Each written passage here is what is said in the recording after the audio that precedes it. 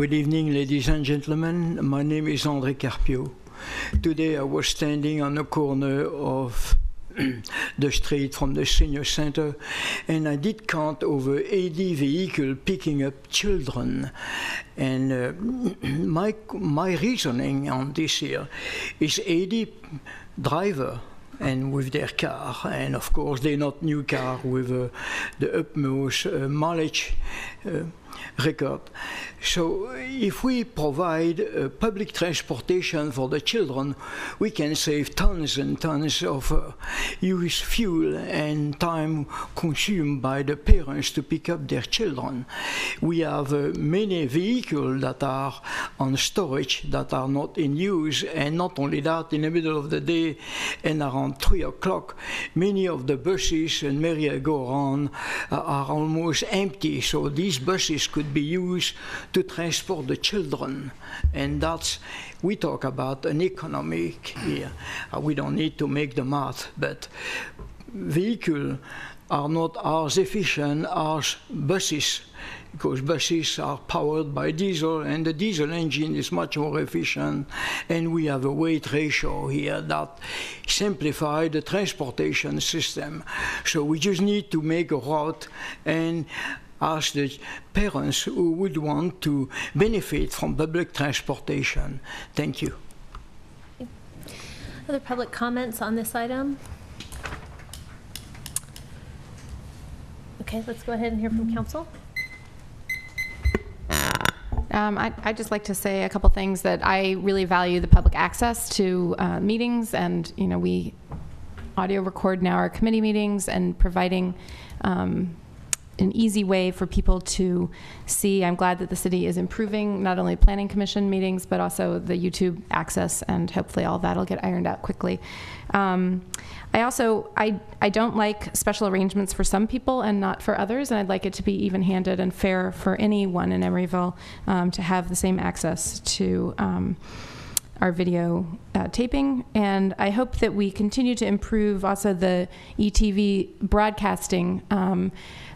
I don't watch it myself, and I would rely on people who do to give me more feedback on that, but just being sure that we're optimizing the time, because it is precious, and there are other videos, perhaps even from the region. I know at Stop Waste there are informational videos and things like that that we have seen that could be potentially shared there as well.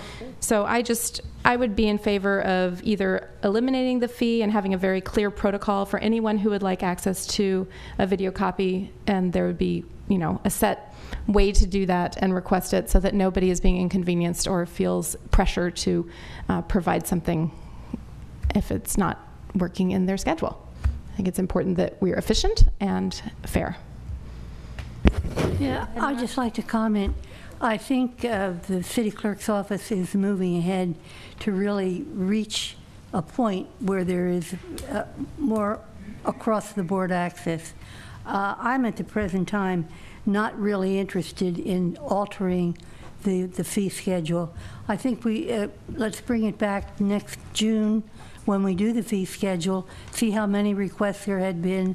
I'm particularly struck, Karen, by your remark that these requests on the $25 per copy or the $10 is less than the cost of labor required. We have to take a look at that. We're a small city, we have limited resources. So I would urge the council to hold off on any action on the fee schedule until next June, and to gather and have the city clerk's office gather for us how many requests are made in this, whether indeed it is a special special individual request or a general public request. So I'd like the support of the council on that. Anyone else on this issue? Well, I think what I heard, that we're almost there as far as everything that Ken would like to see or other people would like to see. So I meant, the only thing I would say is that if there's any meetings that the request I would like to see, like the fee be waived till the end of the year, or until Karen says that, hey, we're all up and running and there's really no need for this, and then at that time we charge. But I think there might, if there's a need for it, let's see what happens. But at the end of the year, when Karen comes back and says we're all online, we're all YouTubing everything, then there's no need for it, and then it just goes away. Ruth, do you have any? I don't have anything fresh to say. I just feel like we should be consistent with all individuals in the community, and given that the city provides access, I don't see a compelling need to change the master fee schedule. In terms of the access that we provide, I want to make sure that we're removing barriers to access. And right now, I think that, you know, we're on our way, we're making improvements, but the $10 fee for the DVD copies, I don't know if that's anything more than really an annoyance fee or a barrier. I think we could get rid of it and try to, you know, circulate the public's business and activity as widely as possible. And I think that Kurt's right, though, that in a few months, it's not going to be a problem, and I'm glad that we're moving in that direction. I would be supportive of changing the fee schedule now, but it sounds like we don't have a majority that will just go ahead and wait on that. At least that's what I'm hearing. I would just encourage other people who use electronic means to put links in onto your own sites so that you can people can click on a link. Right. Well, and moving it to YouTube is going to make it easier to share, to edit, for people to manipulate in whatever way they want to do that. It's very difficult in Granicus to work with our videos, so I'm glad that we're using another platform and looking at that. In fact, Second Sight said that just as part of what they already do, that it wouldn't be really any problem for them to now, as they now make a DVD, is that they can just, I think it's a couple clicks, and they could just put it on the city's YouTube, and so they've already said that they are willing to do that. Oh, okay. And from there, can someone just download it directly? Yes. It's been fixed. Okay.